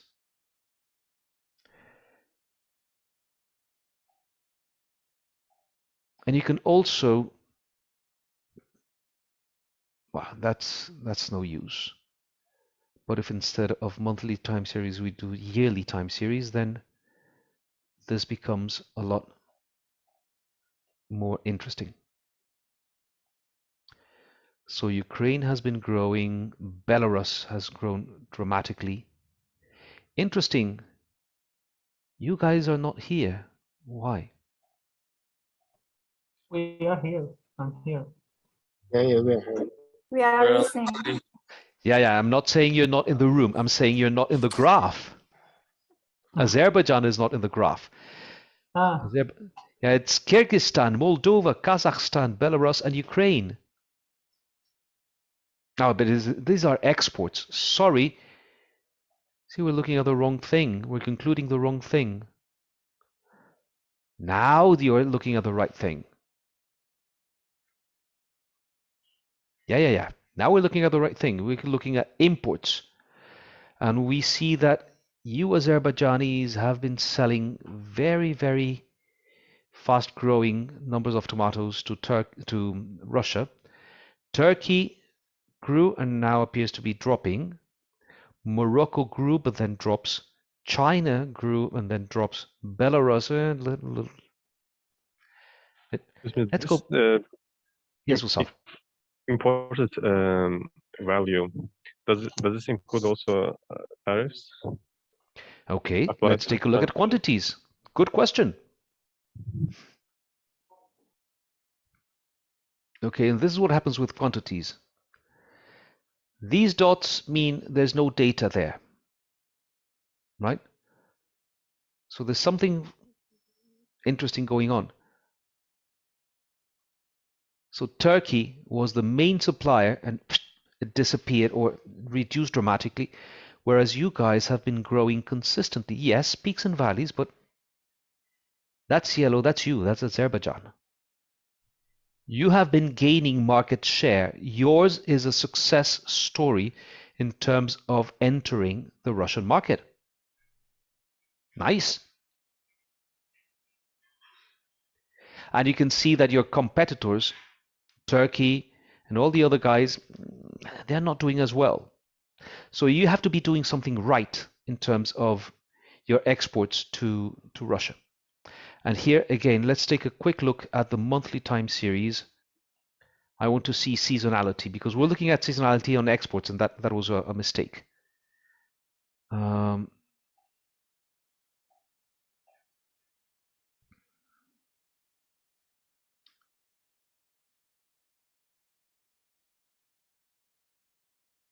So we're still looking at imports. Why is it so slow? I don't understand why trade map is being slow. There we go. So again, peaks and valleys. What that means is Turkey also sells seasonally. And if we go back a long, long time, because you were not exporting in that period, so from early 2011 and that period, you're not in this map. You're not part of this. Azerbaijan is not part of this number. But what this is telling you is even from 2011, we see that the Turkish peaks keep on dropping. So overall, Turkey has been losing its importance as a supplier to Russia. And even the seasonality in China has also been dropping lately. So what this is telling you is indeed everyone else is losing market share in Russia and you guys are winning it. Great. Very good. Nice success story. Now let's go back to the world imports and we'll get back to the table and because now that we've understood how demand is working and who are the competitors in each market and how that thing is happening, then we're ready to understand what are the attractive markets. And see, we started by looking at size, then we looked at rate of growth, and we looked at distance. So now let's try and look at all these things at the same time. Let's try and combine all of these. Let's try and combine all of these variables and criteria to understand which are the attractive markets. Okay? Okay, why is it? It's incredibly slow today. Normally it zips through all of these things. I don't understand.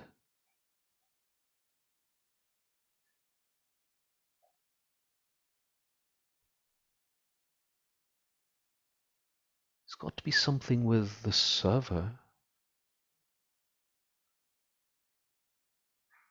I can confirm it's not my internet link at home.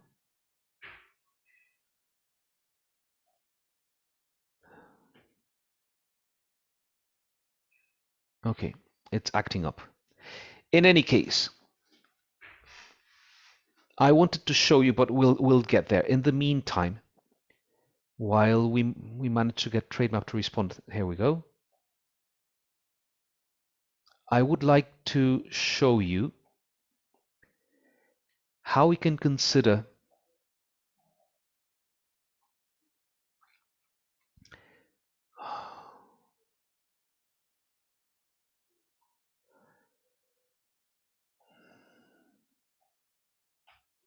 yeah, I'm probably asking too much of this application at this point. So what I want you to think is, if you're selling tomatoes, what are the key drivers for you thinking of attractive markets? Well, I don't know what is your share, the Azerbaijani share, the Azeri share of total production of tomatoes, but I do know that you produce quite a few of them. So probably because you have a large production, size of the market is important. If on the other hand, you were producing very small volumes, but were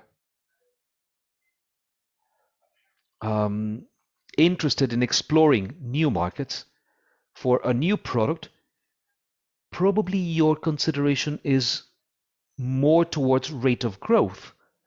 Why? Because if you have a small production and you have small volumes, you're probably not in a good position to go and fight for market share in a market that is very crowded. There's a rule of thumb. The bigger the market, the more competition there is in there. Right? So if you want to go and get a piece of a very competitive market, it's going to cost you effort and money and time. Whereas if you go and get a piece of a small market that is growing very fast, or the growth of the market will drive your own growth, right? So depending on the situation of your product, you need to consider what is more important. Is it size? Is it growth? Is it distance? Because, for example, in the case of tomatoes, distance is very determinant because they need to be exported fresh, chilled at best, but you can't freeze them, so they won't last for weeks and weeks and weeks. It's not easy to export tomatoes fresh or chilled, halfway across the world. They won't last. Distance is important, but distance and size need to be important. At the same time, you need to consider rate of growth, because you also want to, want the growth of the market to help you pull. Possibly there are other considerations that you need to take into account. So, for example, culture. Are you able to communicate in a language that you share? Possibly the case of Russia. I mean, it's easier for you to compete in Russia than it is for Italians to compete in Russia, right? You know the language, you know the traditions, they know you. It's not as difficult as it would be from somebody from Spain, right?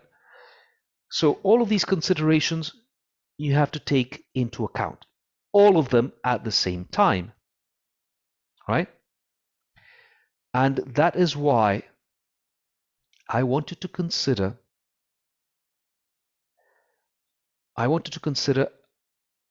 a way of thinking about market selection that is more complex than just looking at one variable at the same time. This is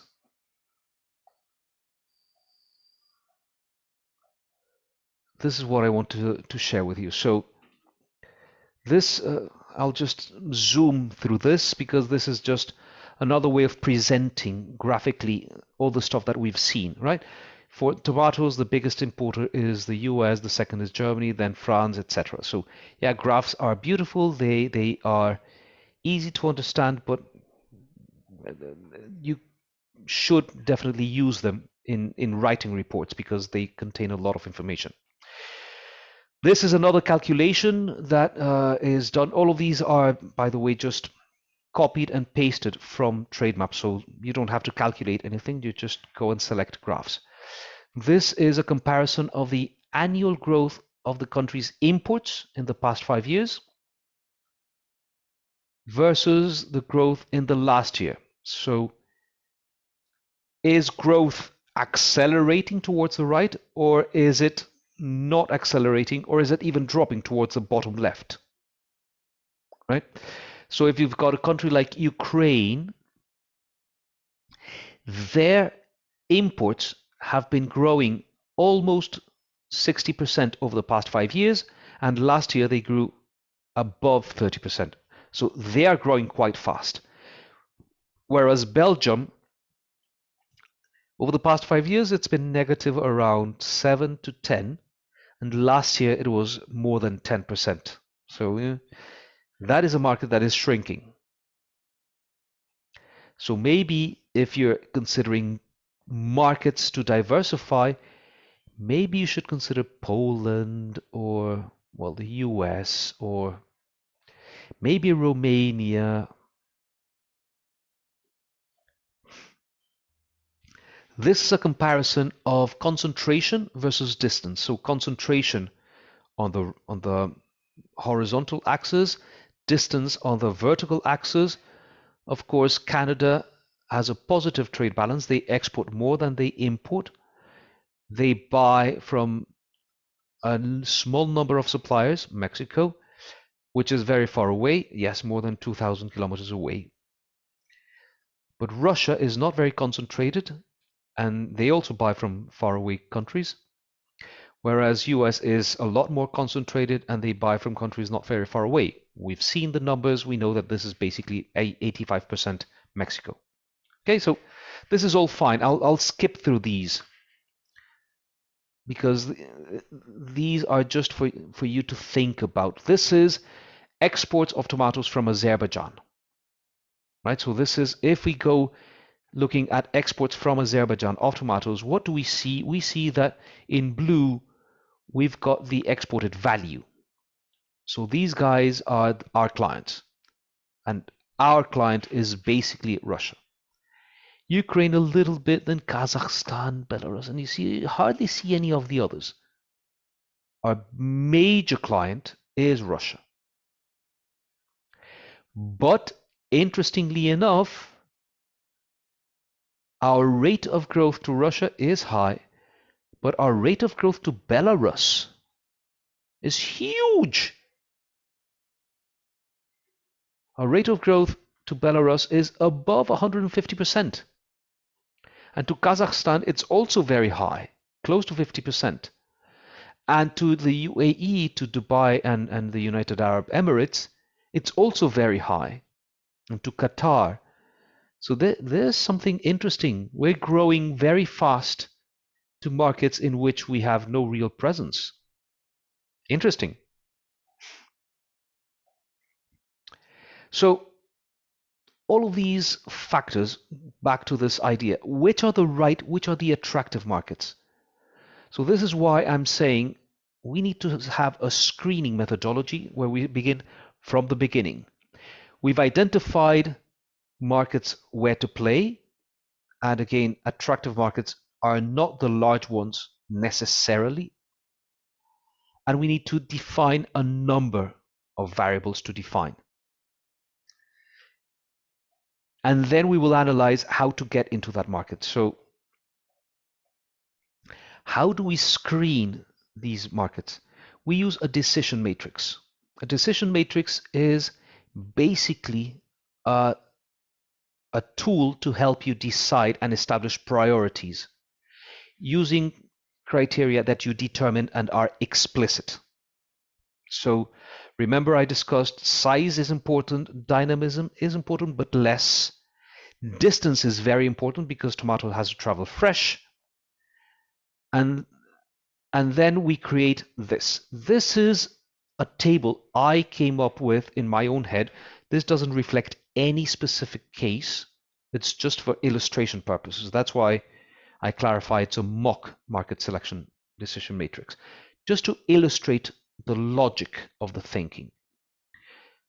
So in my example that I invented in my head, I said size is important, but the market access conditions, that is the tariff advantage, is very important. That's why I have a 3x, 3 times the score. And regulatory conditions, how do I compete in the market based on regulation? That is also very important.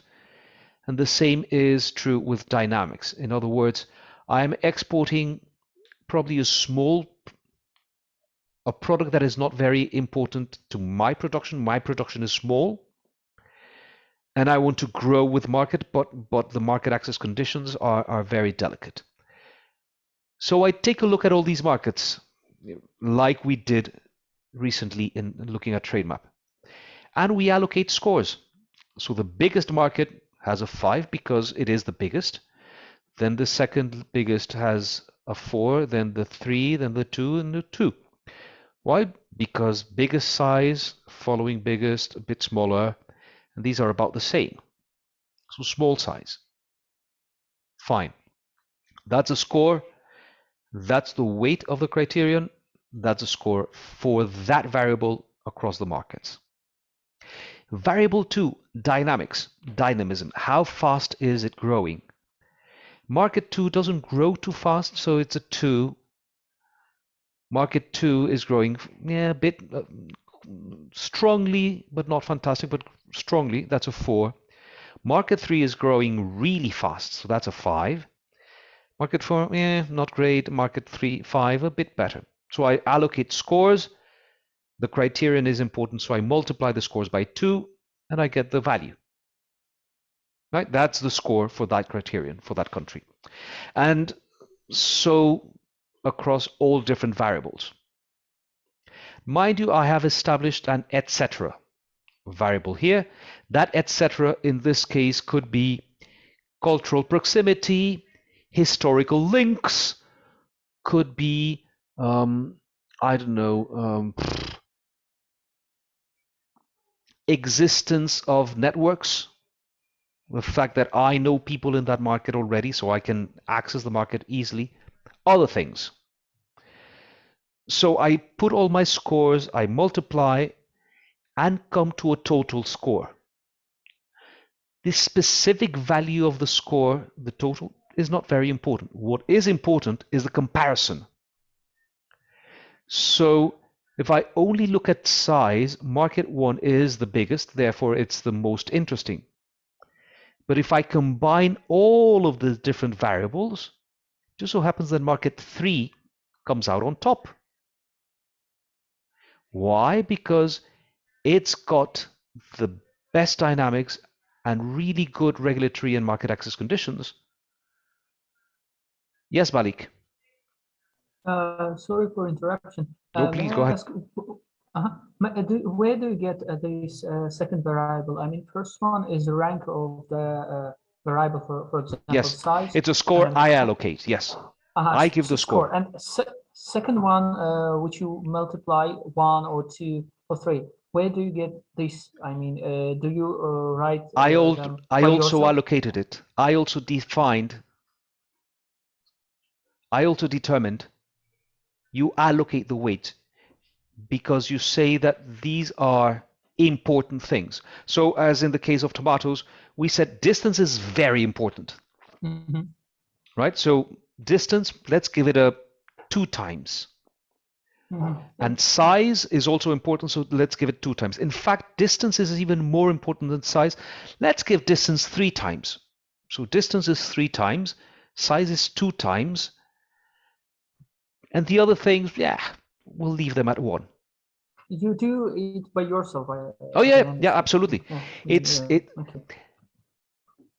The advantage of having this criteria visible like this is it is honest. And by honest, I mean when we're doing market analysis, we all consider things. So we know that, for example, in the case of tomatoes, Azerbaijan produces really good quality tomatoes, and lots of them. And we know that tomatoes, you have to eat them while they're fresh because otherwise, not good. So we think that distance is important. So therefore, we consider that markets that are close by are more important than markets that are far away. And we only mention it in traditional reports. But we don't use it in a manner that is explicit, that gives it the weight. So the great advantage of using a decision matrix is it uses all of these criteria and makes it absolutely explicit. And it combines all of those criteria at the same time, right? Which allows you, for example, to consider that a relatively small market like market 4, in this case, mediocre 2 score for size, it becomes the second most attractive market for us in this case.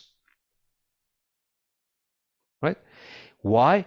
Because of the market access conditions and the regulatory conditions. It has the best market access conditions, so only that will be the great advantage. So this could be, for example, that my country in this product has, in the target market, a tariff advantage. That is, I pay 0 and other people pay 10%. I have a 10% price advantage just because of taxes. Really good. That's why it scores very high. Yes? Is this clear? Yes, it is. Okay. So again, the value of a decision matrix is being able to use all of these variables at the same time to consider the importance and the relevance of markets. Okay? Okay, so any questions? Any thoughts? Anything you'd like to share? Any confusion you may have? Actually, no confusion, but I have one question about an average tariff. We missed Yes. it, and I want to know interpretation of calculation and does an average tariff, which we saw on the table on TradeMap, can we like is it credible information enough in order to like to make decisions? to take make these decisions and take into account. Okay, so short answer is, and here is my economist background, it depends. It depends on what decision you're trying to make. If you're trying to think of just comparing markets, yeah, it's okay, it's good. I mean, it's credible in that it's well calculated. You know, ITC is really responsible and really professional in all of these calculations. So yeah, the calculation is correct, the data is right, so it is credible. Now, if the question is whether it's solid enough for you to determine your strategy on your commercial strategy, in other words, you're going to recommend to Marina, now you go and try to sell your tomatoes in that country because they have a lower average tariff, the answer is no. That's not good enough. Because averages are averages. In other words, they are the sum of a number of data, of several numbers, divided by the number of numbers. So it doesn't give you the specificity, the richness that you need in order to compare the actual competitiveness of your country vis-a-vis the others. That's why I said tariff advantage, not average tariff, but tariff advantage. Tariffs we will discuss tomorrow. That's why I completely ignored that column of tariff of average tariff. I completely ignored it because we will discuss tariffs and market access conditions tomorrow. Okay? Okay, understood. Yeah, thank you very much. Pleasure. Any more questions?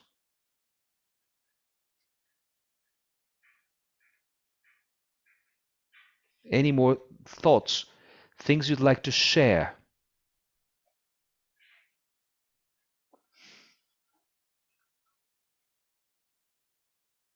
Has it been clear to you? How many of you? Yes, please, Mehmediar. It was on the screen. Okay, no worries. Yeah. Questions, comments, thoughts? Have any of you used TradeMap before? No. Yes, we use. Okay. Yes, we usually use in the process of working for some research. Okay. Have you used TradeMap this way, using this, doing this type of analysis I've been doing? Not actually, but it's so helpful for us. Okay, good, good. Marina, I seem to remember that you are with a specific company. Is this data being useful? Is this being stimulating for you?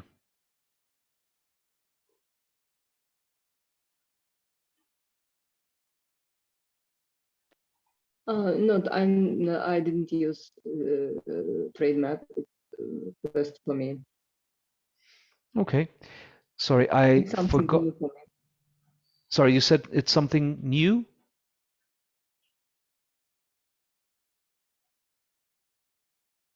Okay.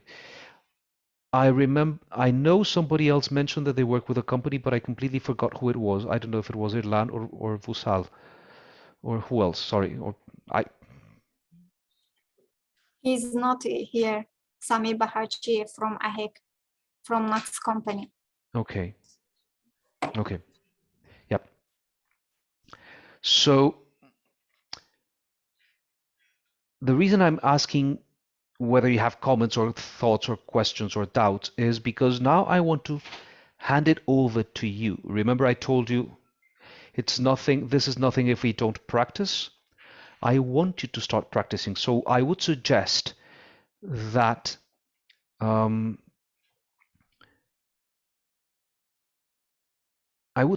we create teams. In fact, what I'll do is I'll do breakout rooms right now. I'll create 3 breakout rooms and I'll let you choose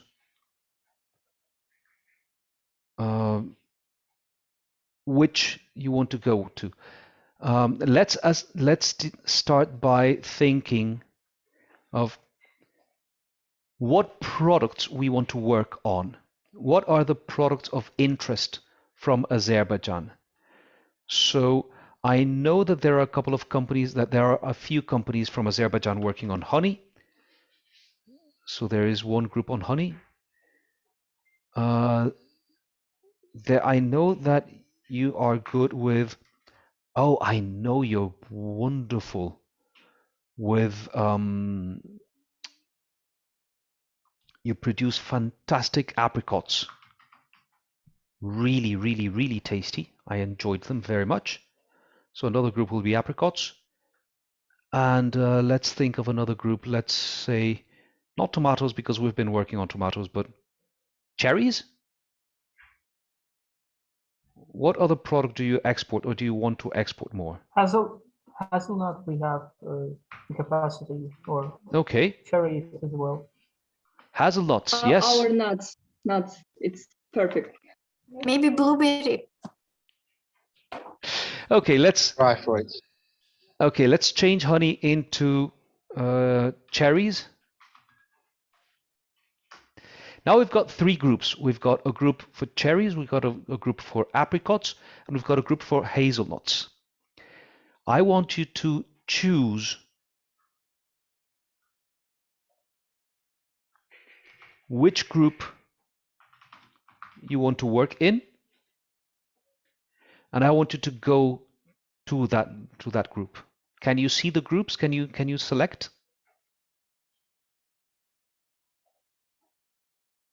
Or shall I assign you to groups? Okay. Pasha has gone Which to group? cherries. Repeat again, please. So there are 3 groups: cherries, apricots, and hazelnuts. I wanted to choose the group that you want to go and work in because I wanted to choose which product you're going to work with. I am assuming, Marina, that you want to look at hazelnuts, right? I heard you talking about nuts. Yes, I choose hazelnut. Okay, let me assign you to hazelnuts then.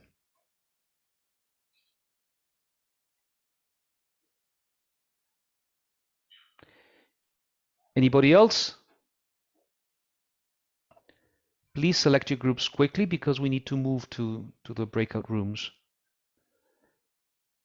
Because what I want you to do is in the breakout rooms, I want you to start using TradeMap to identify the key questions about demand, about supply, about demand, about who are the biggest buyers, what have their trends been. Okay, we have to join and then start. Yes, yes. Okay. So Mehmedyar, Orhan, and Irlan, you need to choose a group. Sorry, what was the product? Cherry, hazelnut, And apricot. apricot. Yes. Then I choose apricot. Okay, please go to apricot. How can I choose? I don't know. Okay. Somewhere. I'm choosing you to apricot. Orhan, Orhan, have you decided on cherries, apricots, or hazelnuts? Okay. Erlan, I'm going to allocate you to hazelnuts, if only because Marina is alone there. So, on to the breakout rooms.